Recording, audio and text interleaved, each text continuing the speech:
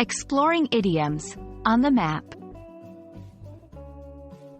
Hello, everyone. Today we're diving into the fascinating world of English idioms, and our phrase of the day is, on the map.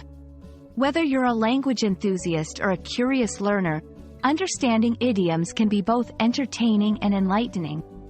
Let's explore what this phrase means and how you can use it in everyday conversation.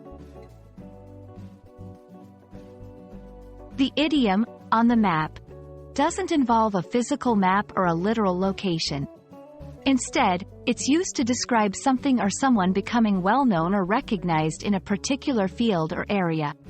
It often refers to gaining a reputation that puts a person, place, or thing in the public eye. Curious about where "on the map" comes from? It's believed to have originated from the idea that a place becomes important or noteworthy when it's added to a map. This metaphorical use suggests that something has gained enough significance to be mapped in the collective consciousness of the public. Let's see "on the map" in action with some examples.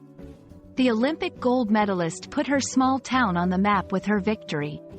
That viral marketing campaign really put our app on the map. The innovative research conducted here has put this university on the map in the scientific community. This idiom can also be used in different variations while keeping its core meaning. For example, the new chef has put this restaurant on the culinary map. Her groundbreaking novel has placed her firmly on the literary map. And that wraps up our journey with the idiom, on the map. Remember, idioms add color and depth to our language, making it more vibrant and expressive. I hope this video has been informative and has put the joy of learning English on the map for you. Keep practicing, and you'll be fluent in no time. See you in the next video.